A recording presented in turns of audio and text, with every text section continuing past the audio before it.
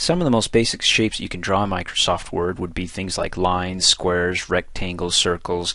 To get started, come up to your Insert tab, go to your Illustrations group and click on the Shapes button. You got a plethora of shapes to choose from. We'll keep it simple. We'll start with a basic line, click on it. Automatically my mouse turns into a plus sign, so now I'm in drawing mode, so if I go ahead and click and drag, it'll draw a line. After I draw the line, it'll bring up my Format tab for anything that I drew down below in relation to the shape. I can continue to draw more shapes. It gives me the shape option box here that I can expand, and there I am again.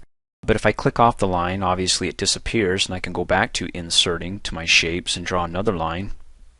Click on it. Now if I'd like to draw my line at a perfect angle, or flat, or up and down, or vertically perfectly, I can just click and drag. And if I'm off just a little bit, just hold down your Shift key and it'll automatically do it at like perfect angles there. I'm not sure if it's every 10 or 15 degrees or so. But if I go and I try to get it basically as a straight line, it does it for me, even if I'm off just a little bit. Or if I try to do it close to going up and down vertically, just holding the Shift key snaps it into place and I can let go and I got a perfect line there, vertical line. How about some arrows? I'm going back to my insert shapes. I can draw them from the insert tab, or just as long as I've got one of my shapes selected here, it gives me this format tab. So I'm going to come over here and click on an arrow and click and drag to draw my arrow. Now if I want to change either the thickness of my lines or my lines with the little arrowhead to it, or change the arrowhead so it's not at the end of the line, it's at the beginning of the line, you can do it one of two ways. I say when in doubt you can always right click and format the auto shapes. That's one way. Just make sure you have it selected. Or you can click on the expandable dialog box button, that teeny little arrow for shape styles, and it will give us what we need. So we're looking at the arrows here. The beginning style is just a straight line. We could say the beginning is now going to have an arrow, so the arrow is going to be at the beginning of the line up here pointing in the opposite direction. And then the end style, we could say it's just going to be a line. So when I click OK, it'll flip it. But let's give it a thicker weight. Instead of 3/4 of a point, let's do 5 points and hit the Tab key. You can keep it as a straight line, or you can do dots, dashes. Let's do a long dash and click OK.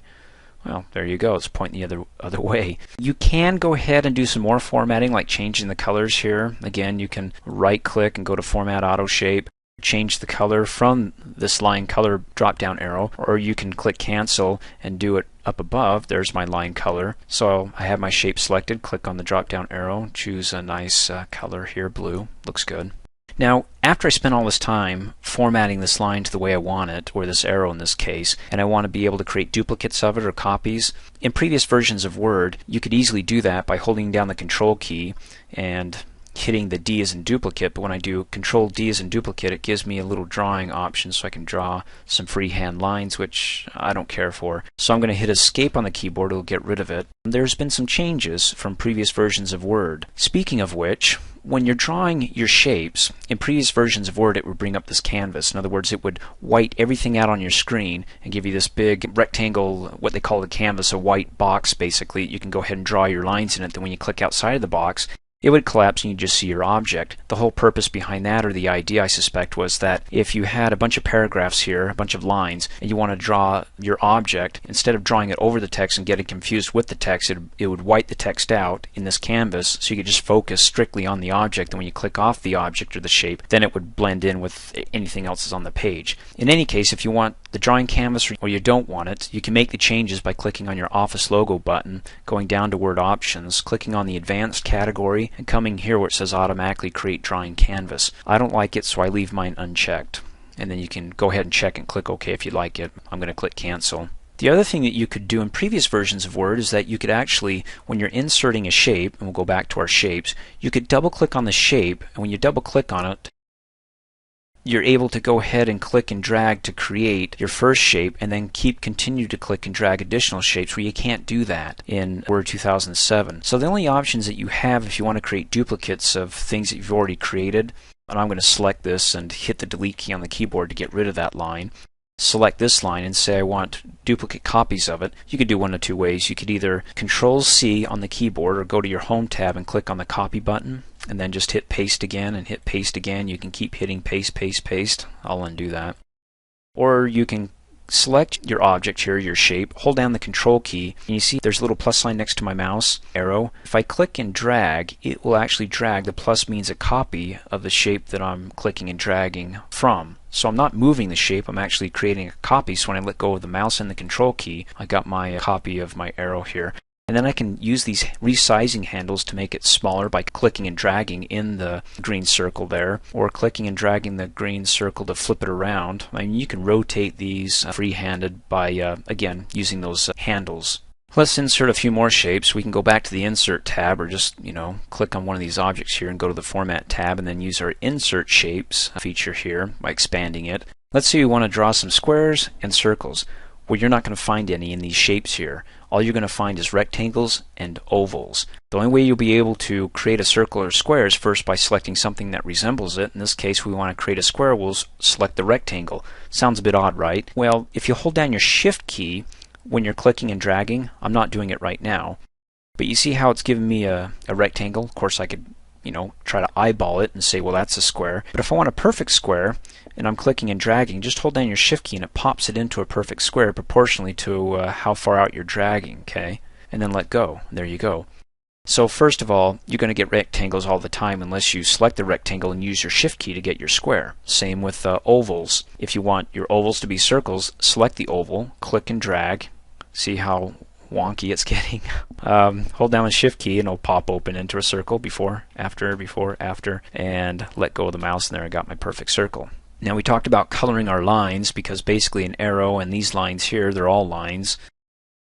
This is just a line with an arrowhead. But if I want to go ahead and color my circles or squares, we're dealing with two different types of things. First of all, the circle has a black line around it. Within that line, I can fill the whole circle with the color. So I have two features, or two things I can color on this. So first of all, select the circle, and then up in the Shapes and Styles, I can kick the bucket, click on the Paint bucket, and say I want to fill it with red, or maybe something a little bit lighter, light blue.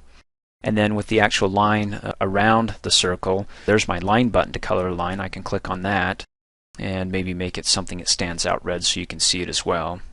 I can give that line more weight if I say I want it thicker, and you can see that line gets really thick.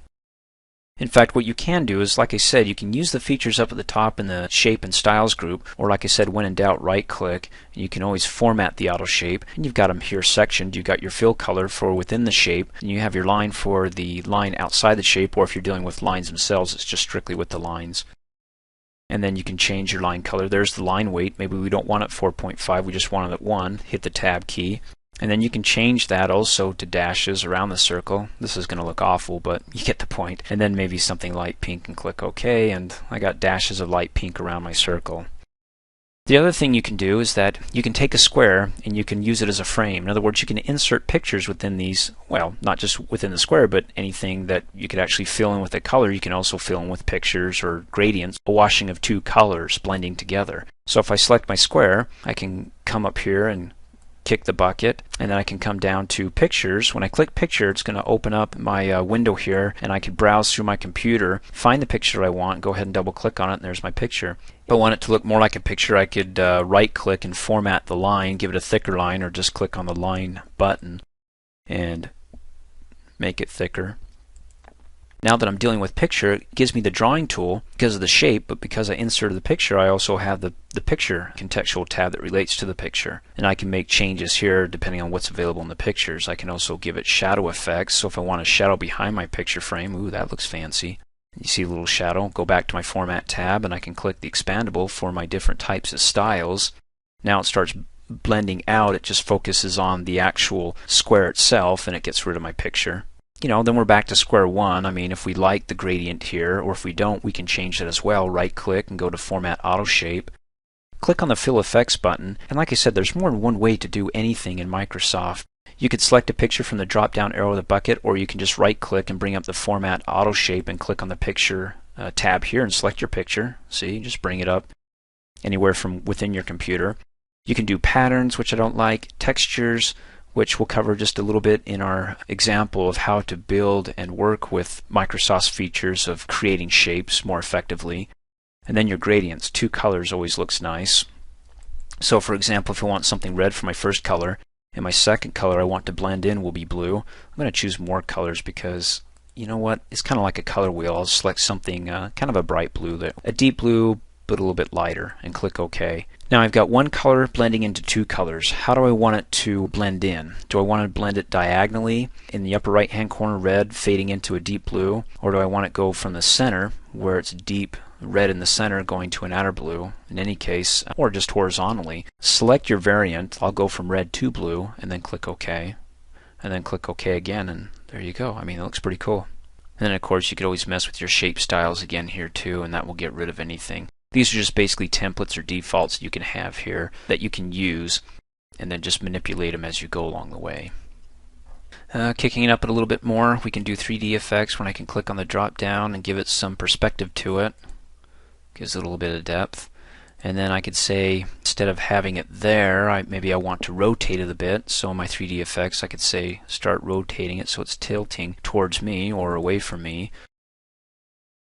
And then finally you can actually add text to your shapes, not to your lines, just to your shapes, because if I select on a line, this little option here doesn't allow me to add text to my line, but if I click on a shape, I can click on this and add text to it. The moment I click on it, my cursor is flashing in the middle of it, so I can go ahead and type.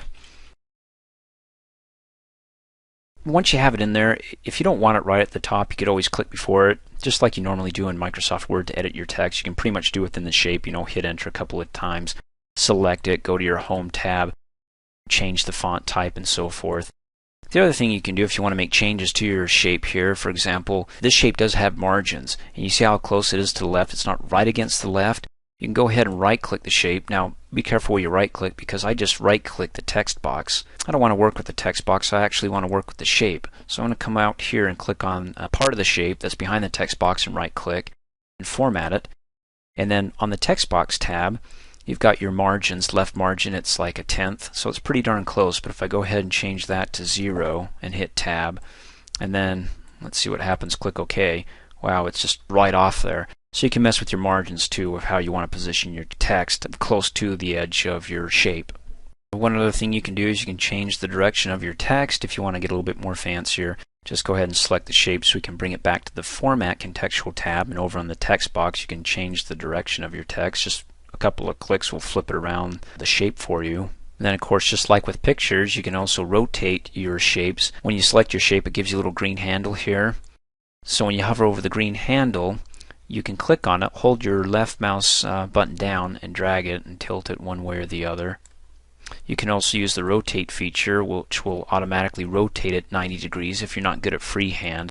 So if I hit undo and I say I'd like to rotate this 90 degrees to the right, it's rotating to the right. If maybe I want to rotate it to the left, now it's back up at the top. So the text is always going to stay vertical no matter how I rotate it. Other things you want to keep in mind with your shapes, if you get a lot of shapes on your Word document, and let's say you can't select a shape because it's hidden behind one of the other shapes. For example, I want to select this line. If I really can't get to the line or click on it to select it, well, I could if I get right over it. What you could do is select something that's a little bit easier to click on and hit your tab key, and as you hit your tab key, it rotates through all the shapes or objects within your document. You can see that until it actually gets to one. And once it gets to one, I can know it's selected and click on my Format tab and make whatever changes I need to. The other thing you can do is you could say, look, I can't really see the shape. In fact, I would like this shape behind this shape or other shapes within the document. Just basically, when in doubt, right click and then go down to Order and say Send to Back. And you can see now it's sent all the way to the back and all the objects are going to be in front of it. And by the same token, you can right click and also bring it to the front. Or you can select it, come to your Format tab and click on the drop down arrow, or just select Bring to Front, and automatically it's at the front and all the objects are behind it now. So there's your order or layering of objects by selecting it, going to the back, or bringing it to the front. Thanks for watching. Hey, as a quick reminder, if you like my video, please give it a thumbs up. You can also click on me and subscribe to my channel, get notified of the latest videos, and for only $2 a month you can have access to all my Microsoft Office training videos.